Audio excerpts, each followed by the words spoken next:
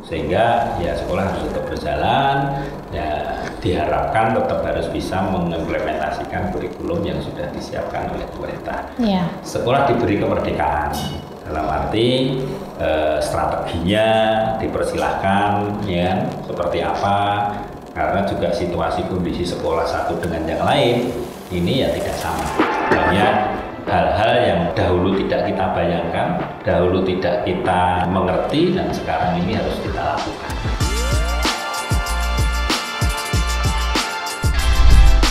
Sola Abadi, kreatif bekerja, ikhlas melayani. Halo Sobat Solid, kembali lagi di segmen Sobat Talks yang membahas mengenai kurikulum merdeka nih. Nah sebelumnya kita udah bersama dengan Bapak Sigit Martoko, yaitu pengawas SMK Wilayah 7. Dan juga ada juga Bapak Kepala Sekolah SMK 2 Solo dan juga SMK 2 Sragen. Nah sekarang nih, yang ketiga kita kedatangan tamu spesial dari SMK Warga Surakarta, yaitu Bapak Darmanta. Mungkin bisa ya kita langsung berkenalan dengan Bapak Darmanta. Silakan Bapak. Oke, terima kasih Mbak Yuri. Selamat siang semuanya. Perkenalkan, saya Darmanto dari SMK Warga Solo atau Surakarta. Itu Mbak Yuri. Oke, siap Bapak. Nah, tadi kan sudah perkenalan sendiri secara singkat gitu ya. Nah, tapi nih teman-teman Sobat Soal di rumah pasti penasaran seperti apa sih Bapak Darmanto ini, misalnya kayak posisinya sekarang dan juga sudah berapa lama menjabat seperti itu. Kebetulan sekarang ini saya jadi kepala sekolah di SMK Warga Surakarta dan cukup lama saya berada di dalam lingkup keluarga besar SMK Warga Surakarta karena dari lulus kuliah langsung bekerja di sana dan sekarang ini hampir 32 tahun Mbak. Jadi 32 tahun jadi guru, jadi pendidik di SMK Warga Surakarta. Nampaknya garisnya demikian, Mbak. Oke. Kalau misal dari di pendidikan sendiri ini udah berapa tahun, Bapak? Ya setelah lulus dari IKIP kalau dulu, ya mungkin Mbak Yuri belum kenal itu. Ya, jadi dulu saya lulus dari IKIP Jogja, kemudian langsung masuk di SMK Warga karena kebetulan saya ya orang Solo sehingga ya cari mengabdi pendidikan di Solo dan di SMK Warga tempat pertama dan nanti terakhir kami mengabdi di dunia pendidikan. Berarti sebentar lagi akan pensiun begitu ya, Bapak? Ini berarti menutup masa-masa akhir gitu di SMK Warga. Ya. Jadi kayak start sama finishnya di tempat yang sama. Finish di tempat yang sama. Wah, sangat bermakna sekali nih Bapak ya. Oke, karena tadi disebutkan Bapak sudah lama sekali berada di lingkup pendidikan dan juga di SMK Warga sendiri. Nah, bisa nggak sih kita tahu kenapa sih Bapak Darmanto ini memilih untuk menjadi seorang pendidik begitu lama dan apa sih alasan yang latar belakangi itu gitu? Ya, sebenarnya kalau garis keturunan tidak ada. Artinya orang tua, saudara itu tidak ada yang jadi guru. Ya, cuma saya yang mengawali dan ternyata sudah 32 tahun ini kami menyenangi itu. Ya.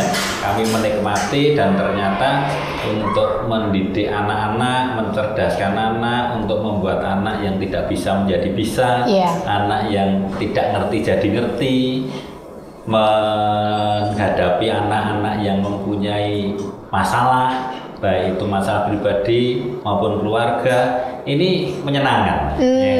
Dinamika itu ya. Dinamikanya seperti itu sehingga akhirnya ya ini kami bertahan sampai sekarang.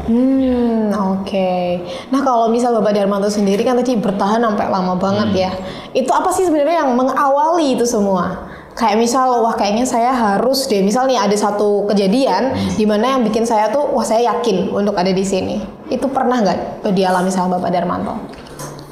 Sebenarnya ya apa ya, artinya pada saat kami sekolah ini memang di sana sudah diminta bahwa lulus ya ilmu, keterampilan harus diterapkan di dalam lapangan. Nah karena dulu itu sekolahnya itu di sekolah guru, kalau dulu IKIP itu kan sekolah guru, ya maka yang paling relevan itu ya harus mengajar. Artinya ilmu yang sudah didapatkan itu bisa ditularkan ke anak-anak. Oke.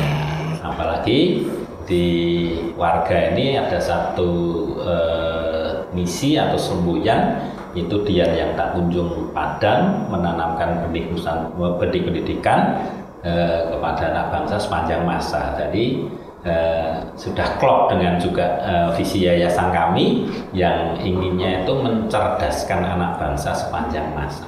Oh, wow. Kebetulan Mbak Juri, kemarin itu baru selesai ulang tahun Yayasan Pendidikan Warga yang ke-118. Wow, sudah 118 tahun. Wah, luar biasa ya. Itu semua dari awal memang Yayasan Warga di bidang pendidikan ya Bapak? Iya, jadi Yayasan Pendidikan Warga itu dari bidang pendidikan mempunyai unit mulai dari playgroup, TK ada, SD, SMP, SMA, SMK, dan juga STT Warga. Oke. Ya, semuanya memang di bidang pendidikan, jadi memang itu konsepnya. Ya. Dan pastinya sudah melahirkan begitu banyak generasi-generasi hebat ya Bapak ya. Karena sudah 118 tahun tadi. Wow, luar biasa. Jadi itu menarik sekali Bapak. Apalagi tadi ternyata semua ini didasari dengan adanya semangat itu tadi ya. Pengen terus pelita itu terus berkobar seperti itu. Dan terus pendidikan itu selalu sepanjang masa seperti itu ya Bapak ya. Oke, siap. Nah, mungkin kita pelan-pelan masuk ke isu utama kita hari ini ya Bapak, kurikulum merdeka. Oke. Nah, utamanya di tingkat SMK hari ini kan sering banget kita dengarkan atau dielukan istilah kurikulum merdeka yang selalu membersamai seperti itu. Terus sebenarnya apa sih yang dimaksud kurikulum merdeka dan pengaruhnya utamanya di SMK Bapak? Ya, kurikulum merdeka ini kalau menurut saya ini kan nama kurikulum sekarang ini. Ya. Jadi sekarang ini kurikulumnya diberi nama kurikulum merdeka. Sebelumnya ada kurikulum K13. Ya. Sebelumnya mungkin ada nama-nama yang lainnya. Jadi tetapi nama ini kadang-kadang isunya jadi berkembang. Ya, karena kurikulum merdeka akhirnya ya sak senengi. Nah, ini yang tidak pas. Ya. Jadi yang tidak pas, jadi dari nama merdeka ini diartikan bahwa merdeka itu sangar PDW. Ya, ini yang tidak benar ya. Artinya ya semuanya ada rule-nya, semuanya ada tatanannya, sehingga diharapkan ya dengan kurikulum ini memang tujuannya untuk menjawab tantangan zaman. Oke. Ya, jadi untuk menjawab tantangan zaman, kita tahu bahwa zaman kita ini kan berubah. Berbeda dengan saya dan sekarang ini pada saat saya belajar dan sekarang ini mestinya akan sangat berbeda sekali.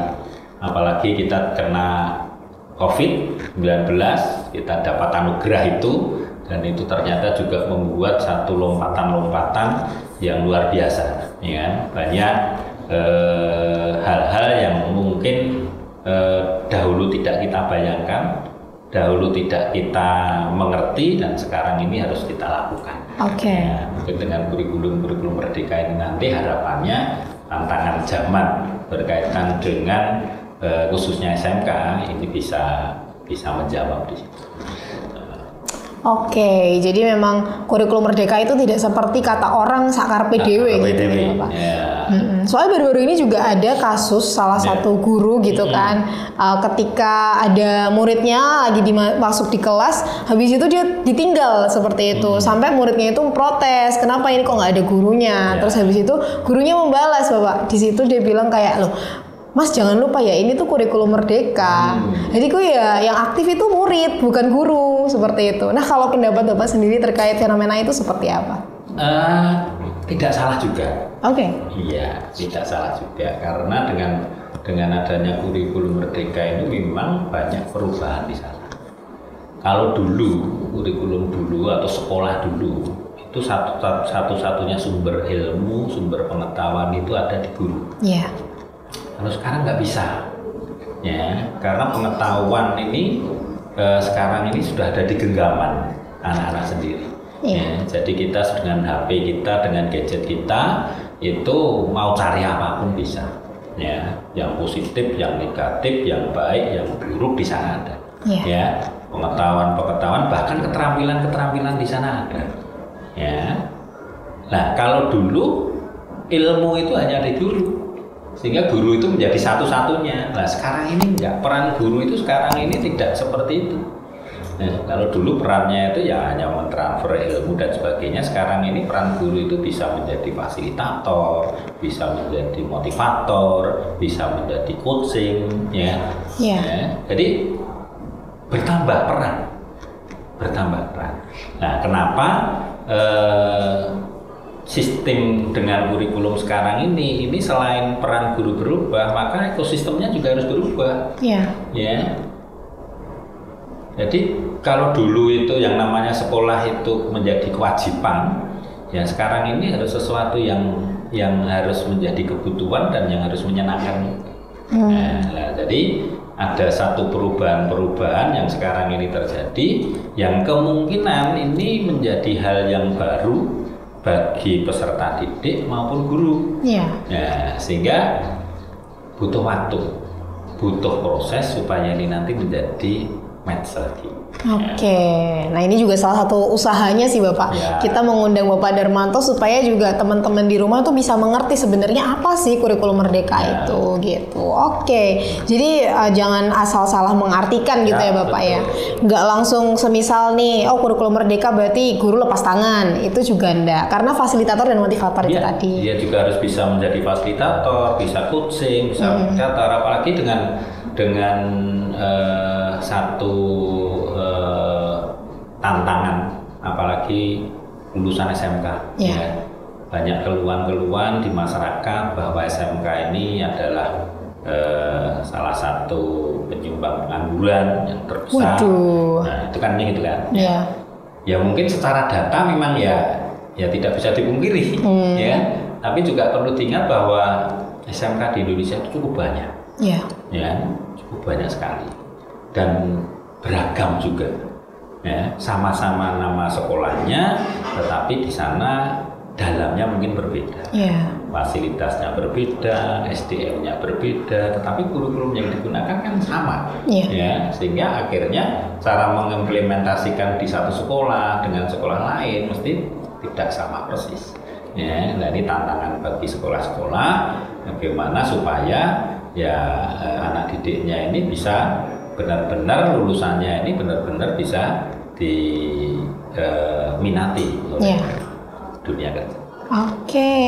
Jadi ini jadi PR untuk guru sendiri ya Bapak ya. Jadi semoga ini juga sebenarnya bukan masalah dari guru saja, tapi kan juga ketersediaan pekerjaan itu tadi itu jadi masalah juga kan. Semoga ini bisa diselesaikan bersama-sama seperti itu, bukan hanya dari guru tapi juga dari sektor privat seperti itu. Siap. Terus habis itu nih Bapak ada pertanyaan selanjutnya. Disebutkan kalau misalnya merdeka yang dimaksud ini seperti yang disebutkan tadi, itu adalah memberikan kebebasan untuk pengajar dan memberikan ilmu kepada anak didik. Nah, konversi ini pastinya membawa perubahan yang besar dan pastinya ada culture shock sedikit ya Bapak ya di situ. Nah, kalau misal dari kacamata Bapak Darmanto sendiri selaku pelaksana, bagaimana sih perubahan ini berlaku di SMK? Dengan adanya situasi yang sekarang ini Mbak, ya, dengan adanya situasi COVID, setelah COVID kita lalui, ini ternyata juga sekolahnya ini juga mempunyai permasalahan tersendiri, terutama keluhan-keluhan terhadap anak berkaitan dengan attitude. Ya, jadi anak-anak ini kalau dulu itu juga di dunia industri itu juga menganggap bahwa attitude atau juga soft skill yang dimiliki oleh para lulusan SMK kurang, itu dengan adanya situasi pandemi ini ternyata ya sekolah harus bekerja keras lagi. Bekerja keras lagi untuk supaya membangun anak-anak yang bisa mempunyai attitude, yang mempunyai karakter yang baik. Karena anak-anak apalagi yang sekarang ini kelas 12 mau lulus ini waktu bersama dengan kami di sekolah ini sedikit. Ya, karena pada saat dia kelas 10 itu hampir full dia tidak ada di sekolah. Kemudian di kelas 11 juga mungkin hanya berapa persen dia masuk sekolah. Ya, akhirnya terjadi hal-hal yang mungkin tidak sesuai dengan role yang sudah disiapkan oleh sekolah. dan pasti karena tatap muka ketemunya ini tidak sesering dulu, maka kompetensi yang didapatkan juga mungkin tidak bisa optimal, ya, tidak bisa optimal. Nah, ini tantangan lagi bagi sekolah-sekolah untuk menyiapkan anak didiknya supaya memang benar-benar pada saat nanti dia selesai, ini juga dia siap untuk masuk di dunia kerja, walaupun situasi kondisinya seperti itu. Oke. Jadi di sisa waktu 1 tahun ini kerja lebih keras demi itu membentuk attitude itu tadi. Jadi ternyata guru sendiri itu bukan cuma sekedar bertanggung jawab atas kompetensi, tapi juga attitude ya Bapak ya. Oke, nah ini berarti teman-teman yang masih underestimate guru, kayak mungkin ada juga sih Bu Pak, kayak guru-guru muda gitu kan, yang penting muridku paham wis rampung kayak gitu kan. Padahal sebenarnya nggak sampai situ doang ya Bapak. Tidak cukup. Tidak cukup ya. Tidak cukup. Jadi kalau lulusan itu hanya mendapatkan kompetensi itu tidak cukup. Karena pada saat orang bekerja itu apa gunanya kompetensinya tinggi tetapi dia tidak bisa komunikasi dengan temannya. Oke, iya betul banget Bapak. Apa manfaatnya kalau dia punya kompetensi tinggi tetapi nggak bisa diatur, tidak disiplin? Ini kan ya dia tidak akan ada manfaatnya. Ya. Makanya sebenarnya ya yang harus ditekankan adalah ya karakternya dulu, ya attitude-nya dulu. Ya, dan banyak yang mengatakan bahwa kalau hanya membentuk kompetensi itu mungkin 3 bulan setengah tahun, oke sudah jadi.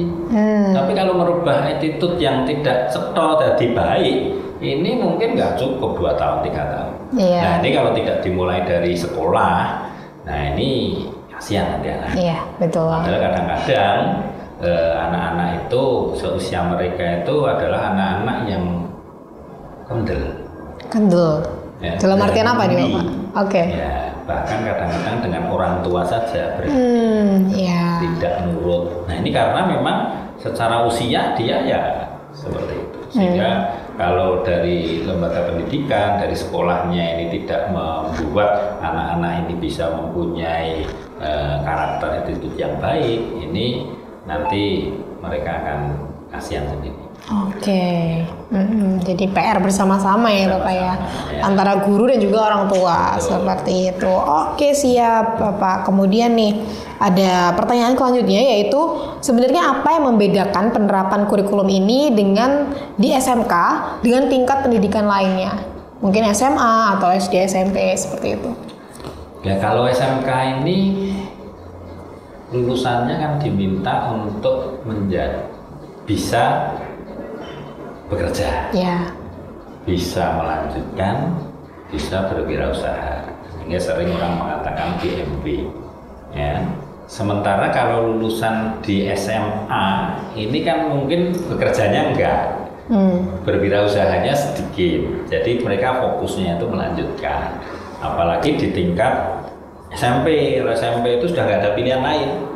Mau tidak mau harus sekolah lagi, ya kan? Nah, sehingga dengan adanya arah lulusan yang berbeda tujuannya tadi, akhirnya ya akan membuat strateginya juga berbeda, komunikasinya juga berbeda, ya. Sehingga kalau di SMK ini yang ingin bekerja, ya kita bagaimana supaya bisa mendekatkan anak yang ingin bekerja itu dengan dunia usaha, dunia industri. Nah, kalau kita ingin bisa mendekatkan, sekolah harus mampu berkomunikasi dengan dunia industri. Ya, sehingga kalau kita mampu mendekatkan ke dunia industri, kalau bisa kurikulumnya harus disinkronkan dengan dunia industri. Ya, nah, dimungkinkan lagi minta dunia industri datang ke sekolah untuk memberikan informasi, untuk menjadi guru tamu, untuk memberikan hal-hal masukan-masukan apa yang dibutuhkan oleh industri ke sekolah. Sehingga sekolah bisa menyerap, bisa mengadop, bisa menyesuaikan, dan ini nanti akan bisa menjadi bekal untuk berdekatan dengan industri, yang berdekatan dengan pekerja. Dengan sekolah juga demikian. Kalau lulusannya itu pengen nanti sekolah, ya kalau perlu ya sekolah ini bisa dekat juga dengan pendidikan lanjut, ya, dengan Poltek maupun dengan perguruan tinggi yang nanti bisa memberikan informasi-informasi itu. Nah, kalau di SMA mungkin nggak seperti itu. Oke. Ya, mungkin juga ada anak yang pengen setelah lulus berwirausaha. Ya, berarti juga harus perlu dibekali tentang kewirausahaan, ya. Apalagi dengan situasi kondisi seperti ini, banyak digitalisasi, mungkin juga perlu dengan marketing digital dan seterusnya. Oke. Gitu. Oke, Bapak. Jadi memang tantangan terbesarnya itu adalah harus menyelaraskan kurikulum dengan yang ada di industri sekarang ini gitu ya, Bapak ya. Yang mungkin kita sekarang ini kenal dengan link and match gitu ya, Bapak. Ya, betul. Ya. Link and match antara sekolah dengan industri kayak gitu. Oke. Kemudian Bapak, kan pastinya setiap perubahan itu membawakan satu ekspektasi yang tinggi gitu ya, terpikul beban atau ekspektasi dari pemerintah. Kalau dari Bapak Darmanto sendiri, apakah sistem ini semakin meringankan beban pendidik atau justru memberatkan? Meringankan dan memberatkan itu sebenarnya tergantung bagaimana kita menjalankan. Oke. Ya. Kalau seorang pendidik atau sekolah itu memang mempunyai tanggung jawab kepada peserta didiknya untuk menghantarkan mereka itu setelah lulus dari situ menjadi orang yang benar, orang yang baik, tentunya ya apapun yang harus dilakukan melalui perubahan-perubahan regulasi pemerintah harus tetap dilakukan dengan baik. Iya. Ya, jadi menurut saya ini juga bukan menjadi tambahan beban, enggak, ya, karena memang itu menjadi satu komitmen seorang guru, apalagi di kami SMK Warga, bahwa kita ingin anak didik kita ini nanti juga bisa dipercaya juga di masyarakat. Iya. Karena kami harus sadar bahwa SMK Warga ini sekolah swasta. Ya, sekolah swasta ini bagaimana harus bisa meningkatkan kepercayaan pemerintah terhadap sekolah, kepercayaan masyarakat terhadap sekolah. Iya. Nah, kalau kepercayaan ini bisa kita bangun, ya itu tentunya nanti sekolah ini akan bisa lanjut dengan terus-menerus. Oke. Nah, kepercayaan itu kita munculkan dengan dengan tanggung jawab itu. Ya, kita berbuat sebaik mungkin untuk peserta didik kita. Oke. Jadi karena swasta tadi, jadi kayak untuk sustainnya itu membutuhkan kepercayaan dari masyarakat. Kalau masyarakat ini sudah tidak percaya dengan satu sekolah, ya nanti orang sudah tidak akan melirik lagi. Iya. Ya, orang tidak akan datang lagi, ya. Nah, tetapi kalau ada kepercayaan, ya mereka mesti akan berbondong-bondong datang. Ya betul banget Bapak. Jadi kepercayaan itu yang selalu dijaga ya Bapak ya. Oke, nah tadi kan kita sudah membahas mengenai implementasian yang ada di SMK terhadap kurikulum Merdeka seperti itu. Nah, kalau dari pantauan Bapak Darmanto sendiri, sekarang sudah berapa tahun Bapak di kurikulum Merdeka? 3 tahun ya? Hampir 3 tahun gitu kan? Nah, sebenarnya ada nggak sih hal yang sebenarnya harus dibenahi nih? Atau sebenarnya sudah bisa diimplementasikan secara full dengan baik di Indonesia sendiri maupun SMK Warga secara khusus? SMK Warga ini termasuk salah satu SMK pusat keunggulan. Ya. Sebelum pusat keunggulan ini, SMK Warga ini disematkan yang namanya SMK COE. COE apa itu Bapak? Of Excellence. Oh, oke. Ya. Nah, sekolah yang COE ini memang di awal berkewajiban untuk melaksanakan kurikulum baru. Yang sebelum namanya itu kurikulum Merdeka itu sudah ada ini, tapi embrio untuk menjadi kurikulum Merdeka itu. Nah, kemudian berlanjut. Sehingga kami ini harus mau tidak mau harus menerapkan kurikulum yang baru itu. Kalau sekolah-sekolah lain itu kan masih jadi pilihan. Oke. Ya, jadi menggunakan kurikulum berbagi, mandiri atau masih belajar. Ya, itu ada tatanan, ada tatatannya sendiri. Nah, di sekolah SMK Warga, karena sekolah dulu COE itu, maka kewajiban harus menjalankan itu. Ya, nah tentunya untuk menjalankan itu ya tidak mudah. Iya. Jadi untuk mengimplementasikan dari apa yang sudah disiapkan oleh pemerintah sampai ke bawah, ini memang butuh tantangan tersendiri. Butuh perubahan mindset dari mulai kepala sekolah, guru sampai tending, supaya bisa implementasi kurikulum ini benar-benar bisa sesuai dengan apa yang diinginkan, ya. Dan ini saya katakan tadi tidak mudah juga, ya, karena kadang-kadang yang kita terima dengan yang ini itu kalau seandainya informasi itu kadang-kadang karena tidak dari sumbernya, ada perantara ini kadang-kadang yang diinformasikan oleh narasumber satu ke narasumber lain, ini kadang-kadang ada sedikit beda persepsi. Oke. Atau mungkin karena juga seringnya terjadi perubahan regulasi, ya. Nah, karena ada perubahan regulasi sehingga yang dahulu dikatakan A misalkan ternyata ada perubahan regulasi, ini belum dijalankan sudah ada perubahan lagi. Nah, harus ada penyesuaian lagi. Yeah. Tetapi memang pemerintah ya memahami itu, sehingga ya sekolah harus tetap berjalan. Ya diharapkan tetap harus bisa mengimplementasikan kurikulum yang sudah disiapkan oleh pemerintah. Yeah. Sekolah diberi kemerdekaan dalam arti strateginya dipersilahkan, ya seperti apa. Karena juga situasi kondisi sekolah satu dengan yang lain ini ya tidak sama. Oke. Ya, berkaitan dengan fasilitas tidak sama, berkaitan dengan SDM tidak sama, berkaitan dengan lingkungan juga tidak sama. Sehingga kadang-kadang implementasi kurikulum di satu sekolah dengan sekolah lain mungkin sedikit berbeda. Oke. Ya, itu, Pak. Oke, Bapak. Yeah. Jadi memang itu ya mungkin tantangan terbesarnya adalah untuk memukul rata ini susah banget gitu. Yeah. Ditambah lagi juga karena adanya perubahan regulasi yang terus-menerus seperti itu ya. Jadi belum sempat mencerna, udah ganti lagi. Ya. Nah, tapi nggak apa-apa. Jadi itu salah satu tantangan di dunia pendidikan ya Bapak ya. Oke. Nah, kemudian Bapak kan tadi disebutkan juga ya sama Bapak terkait dengan bagaimana caranya untuk menyamakan satu persepsi antara kepala sekolah sampai ke staf-staf guru seperti itu. Nah, untuk sebagai kepala sekolah kan juga selain sebagai pendidik juga sebagai pemimpin seperti itu kan.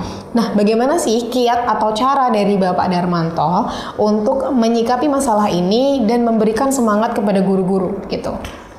Untuk pengetahuan maupun hal-hal yang baru memang kita harus informasikan, kita buat IHT, kita buat workshop, kita rembukan bareng-bareng dengan teman-teman bagaimana caranya mengimplementasikan kurikulum ini, ya. Kadang-kadang memang ada guru yang cepat memahami, cepat ngerti, tapi juga tidak menutup kemungkinan ada guru yang juga sulit untuk memahami, ya sehingga bagi yang guru-guru yang sekiranya sulit untuk memahami, ya diminta mereka ya ikut dulu aja, ya, ikut dulu aja, mengalir dulu aja, ya, supaya nanti bisa dapat ditemukan roh implementasi kurikulum di masing-masing. Sehingga kita sering mengadakan IHT, kita sering mengadakan workshop bagaimana memahami IKM ini, bagaimana proses pembelajarannya, karena harapannya proses pembelajaran yang sekarang ini berbeda dengan yang dahulu. Karena kalau dahulu itu ya tadi saya katakan tadi, kalau dulu itu guru masuk di ruang langsung siapkan bukunya, buka bukunya, gurunya menerangkan. Nah, kalau sekarang mungkin nggak bisa begitu. Ya, mungkin anak-anak dikumpulkan, kasih kasus, ya, kasih masalah, ya bagaimana cara menyelesaikan masalah, silahkan diskusi, silahkan berkomentar. Nah, bahkan kadang-kadang sekarang ini kalau kelas itu sepi, ini jadi nampaknya jadi lucu. Ya, harusnya memang di situ harus hidup, dalam arti memang bukan satu-satunya guru itu sebagai sumber pengetahuan. Oke, jadi komunikasi yang terjalin itu dua arah ya Bapak ya? Harusnya begitu. Jadi ada diskusi antara murid dan juga guru gitu. Oke, kalau misal nilai nih, ini satu nilai yang benar-benar Bapak jaga untuk harus semuanya kita memegang nilai ini. Itu apa Bapak? Ya jelas kita harus menekankan pada peserta didik tentang kejujuran, Oke. tentang kedisiplinan, tentang sopan santun. Ya ini yang harus kita tanamkan. Kemudian berkaitan dengan ketakwaan sesuai dengan kepercayaannya masing-masing. Iya. Ya ini harus terus dijaga. Karena justru itu yang mendasari kita itu nanti bisa berhasil hidup di masyarakat. Artinya berhasil di hidup masyarakat itu, keberhasilan itu kan tidak hanya diukur dengan harta, ya, tetapi dengan nilai-nilai yang sudah ditanamkan sekolah ke peserta didiknya, itulah nanti yang mungkin bisa membuat anak didik kita ini bisa survive kemudian hari. Oke, jadi bukan hanya diukur dengan harta kesuksesan itu, tapi juga bagaimana dia bisa berpengaruh di masyarakat ya Bapak ya. Oke kalau gitu, nah mungkin itu sih Bapak pembahasan kita terkait kurikulum merdeka. Terima kasih. Iya, tapi sebelum kita menutup semua ini, mungkin bisa disampaikan misal pesan kesan atau closing statement dari Bapak Darmanto untuk teman-teman di sana, di rumah, atau mungkin ada nih beberapa program-program baru dari SMK Warga kalau misal mau disampaikan, silahkan boleh.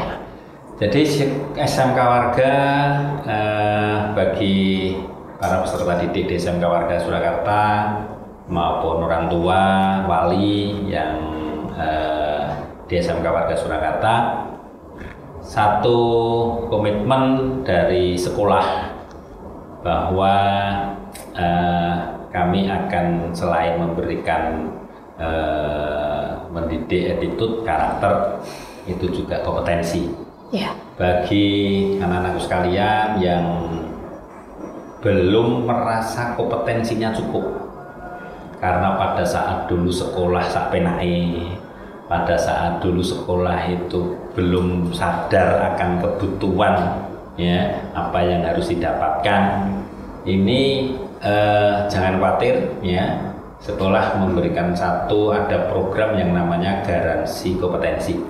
Ya, jadi garansi kompetensi ini kita berikan kepada para alumni SMK Warga Surakarta, baik itu yang tahun pertama, kedua, ketiga, bahkan sampai ya mungkin 50-an tahun. Bagi anak-anakku yang mungkin di industri kontrak 2-3 tahun kemudian lepas lagi, silahkan kalau mau meningkatkan kompetensi lagi, kita datang aja ke sekolah, ke SMK Warga, kita akan latih lagi, kita berikan lagi keterampilan. Nah itu adalah program garansi kompetensi dan kami gunakan untuk anak didik kami. Kemudian sekarang mari kalau Bapak Ibu yang sekiranya ingin bergabung ke SMK Warga Surakarta, anak-anakku sekalian yang calon kelas 9 yang akan lulus, ya silahkan kalau mau bergabung ke SMK Warga Surakarta, silahkan langsung datang aja ke SMK Warga Surakarta di Jalan Kolonel Sutarto nomor 81. Gitu Mbak. Ya. Terima kasih. Siap Bapak. Itu ya teman-teman, kalau misalnya ada, ternyata Bapak ini bukan cuma sekedar mendidik yang masih dalam satu lingkup, masih terikat di SMA seperti itu ya, di SMK maksud saya. Itu meskipun sudah lulus tetap masih bisa ya Bapak ya. Betul. Jadi sudah lulus, mereka yang misalkan dulu kurang paham, silahkan datang. Kalau mungkin mau lintas selama SMK Warga ini ada sarana prasarana, ada SDM yang ngajari, siap. Wah luar biasa Bapak. Nah nanti bisa untuk info selengkapnya mungkin bisa menghubungi langsung ya Bapak di call center atau mungkin CP yang ada di SMK Warga Surakarta. Seperti itu, bisa diakses lewat website kan Bapak? Bisa. Websitenya namanya apa Bapak? SMK Warga. SMK Warga. Pokoknya dicari aja di Google, pasti muncul. Pasti sudah muncul. Paling atas ya Bapak ya. Siap Bapak Darmanto. Nah sebelum kita menutup ini, kita mungkin bisa dada-dada dulu Bapak. Nanti ngomongnya biasanya kalau kita tutup itu dada sobat solid gitu. Kayak salam sehat kayak gitu. Siap ya Bapak ya. Nanti kita hadapnya ke situ. Bareng-bareng Bapak. Nanti saya hitungin 1, 2, 3 terus kayak salam sehat sobat dadah sobat solid, salam sehat kayak gitu. Oke. 1, 2, 3. Dadah sobat solid, salam sehat.